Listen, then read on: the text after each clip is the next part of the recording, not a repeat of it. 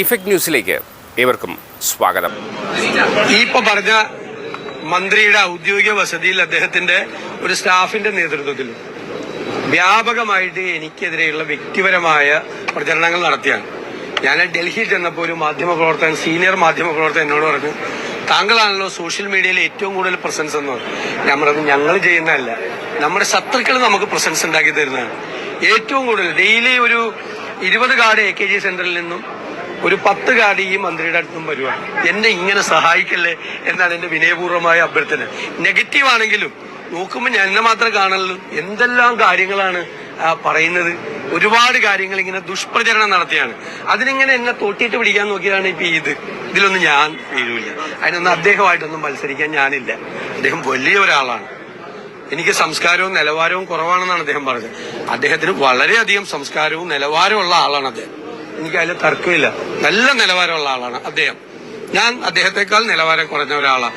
തർക്കമില്ലല്ലോ. അപ്പോ ഞാൻ നിലവാരം കുറഞ്ഞ ആളാണെന്ന് പറഞ്ഞിട്ട് എന്നെ വെല്ലുവിളിക്കല്ലേ. ഞാൻ നിലവാരം കുറഞ്ഞ ഒരാളാണ്. അദ്ദേഹത്തെക്കാൾ നിലവാരം കുറഞ്ഞ ഒരാളാണ്.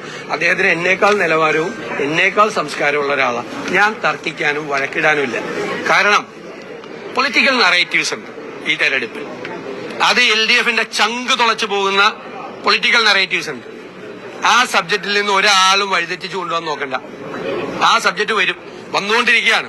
ലോക്കൽ ബോഡി തെരഞ്ഞെടുപ്പിൽ കേരളത്തിലെ UDF ജനങ്ങളുടെ മുമ്പിൽ അവതരിപ്പിച്ച കുറ്റപത്രമായിരുന്നു ഇലക്ഷനിലെ അജണ്ട, പൊളിറ്റിക്കൽ അജണ്ട. ഈ തെരഞ്ഞെടുപ്പിലും കേരളത്തിലെ പ്രതിപക്ഷം അവതരിപ്പിക്കുന്ന വിഷയങ്ങളായിരിക്കും ഈ തെരഞ്ഞെടുപ്പിലെ പൊളിറ്റിക്കൽ അജണ്ട. അതായിരിക്കും ജനങ്ങൾ ചർച്ച ചെയ്യാൻ പോകുന്നത്. അതിൽ നിന്ന് വഴിമാറ്റി കൊണ്ടുപോകാൻ വേണ്ടിയിട്ടാണ് ഈ തോണ്ടല്, പിച്ചല്, വലിക്കല്, തോട്ടിയിട്ട് വലിക്കല്. അതിലൊന്നും ഞങ്ങൾ വീഴൂല. അങ്ങ് തന്നെ ഈ വഴിമരുന്നിടുന്ന പലതരത്തിലുള്ള പ്രകോപനം ഉണ്ടാക്കിയിട്ട് അങ്ങ് തന്നെ ഒരു പൊതുനിരത്തിൽ പൊതുജനസമക്ഷം വളരെ മോശം പദങ്ങൾ പൊതുവിദ്യാഭ്യാസ മന്ത്രിക്കെതിരെ നടത്തിയത്. അതിനെ തുടർന്നൊക്കെ സ്വാഭാവികമായി കാർഡുകൾ വരും. ഇതെല്ലാം ഞാൻ നിയമസഭയിൽ കൃത്യമായി മറുപടി പറഞ്ഞിട്ടുണ്ട്. വേറെ വല്ലതും ഉണ്ടോ? സ്വാഭാവികമായി ഇങ്ങനെ പ്രതികരണം വരുമല്ലോ. അതൊക്കെ പറഞ്ഞിരുന്നു. വേറെ എന്തെങ്കിലും ഉണ്ടോ? കൂടുതൽ വിശേഷങ്ങളും വാർത്തകളുമായി വീണ്ടും കണ്ടുമുട്ടാം. അതുവരെ ഏവർക്കും നന്ദി, നമസ്കാരം.